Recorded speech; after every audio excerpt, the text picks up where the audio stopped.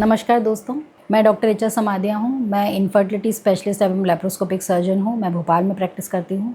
आज इस वीडियो में हम आपके बहुत इंपॉर्टेंट आईवीएफ से रिलेटेड डाउट्स और डर क्लियर करेंगे। आईवीएफ जब हम किसी पेशेंट को बताते हैं, सबसे पहले तो वो डर जाते हैं। उन्हें लगता है ये बहुत महंगा इलाज होगा, इसमें बहुत खर्चा होगा, इसके बाद हमारा कुछ हो ही नहीं पाएगा, ये तो फेल ही हो जाता है। तो ऐसा बिल्कुल नहीं है। इस वीडियो में हम डिटेल में सब चीज़ें समझेंगे। सबसे पहला डर ये होता है पेशेंट्स को कि ये बहुत ही महंगा इलाज है, इसमें डॉक्टर हमें काफ़ी सारा खर्चा बता देगा जो हमारे बजट से बाहर हो जाएगा, जबकि ऐसा नहीं है। आईवीएफ बहुत ही अफोर्डेबल इलाज है और कई आईवीएफ सेंटर्स में ये सुविधा होती है कि सारा ट्रीटमेंट का खर्चा आपको एक साथ नहीं देना होता है, बल्कि आप पार्ट्स में भी दे सकते हैं। तो ये आप अपने आईवीएफ सेंटर में अपने डॉक्टर से कंसल्ट करके और वहाँ जो मौजूद फाइनेंशियल काउंसलर हैं उनसे मिलकर ये चीज़ें समझ सकते हैं कि खर्चा टोटल कितना आएगा और कितने पार्ट्स में दिया जाएगा। कई सारे आईवीएफ सेंटर्स में ये पॉलिसी होती है कि वो एक बहुत ही ट्रांसपेरेंट वे में पेशेंट्स को रिटर्न में खर्चा बताते हैं। तो आप ऐसे आईवीएफ सेंटर को चूज़ कर सकते हैं जो अपनी ट्रीटमेंट पॉलिसी को रिलेटेड काफ़ी ट्रांसपेरेंट हैं,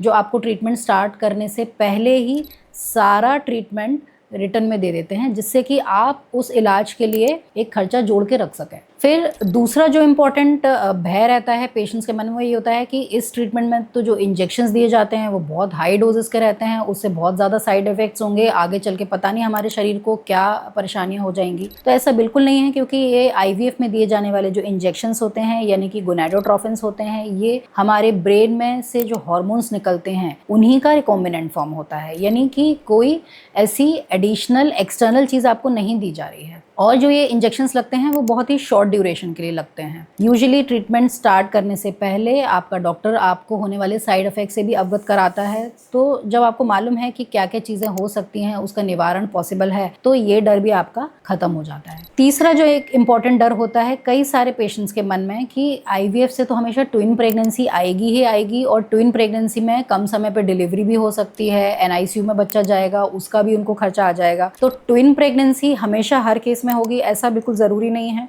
हम जितने एम्ब्रियोज डालेंगे उससे रिजल्टिंग प्रेगनेंसी बढ़ती जाती है।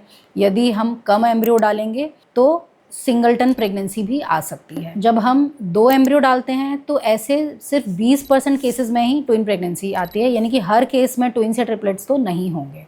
चौथा जो इम्पोर्टेंट डाउट रहता है उनके मन में कि आईवीएफ से एक बार प्रेगनेंसी रुकेगी या ट्रीटमेंट चालू होगा वैसे ही डॉक्टर हमको बेड रेस्ट बता देगा।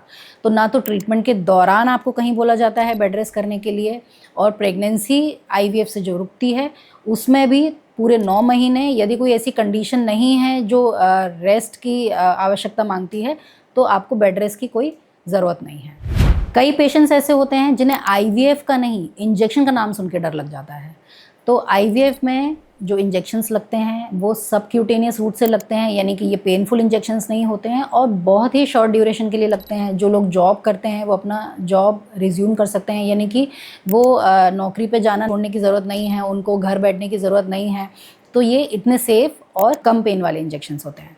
फिर जो लास्ट और सबसे इम्पॉर्टेंट डर पेशेंट्स के मन में होता है वो ये है कि अगर साइकिल फेल हो गई, यानी कि आईवीएफ तो बार बार फेल होता ही है, कई पेशेंट्स को ऐसा लगता है कि आईवीएफ तो फेल होता ही है, और आईवीएफ साइकिल अगर फेल हो गई तो अब हमारा कुछ नहीं होगा, हमारे पास कोई ट्रीटमेंट ऑप्शन नहीं बचेगा और जो हमारी उम्मीदें हैं प्रेगनेंसी आने की वो यहीं ख़त्म हो जाएंगी। तो ऐसा बिल्कुल नहीं है। It is not the end of the road. IVF में प्रेगनेंसी आने की सफलता दर पहले के कंपैरिजन में आज के समय में काफ़ी अच्छी हैं। 50 से 60% तक केसेस में पेशेंट्स को सफलता मिलती है, यानी कि 30 से 40% केसेस में सफलता नहीं भी मिलती है। लेकिन ये कहानी का एंड नहीं है।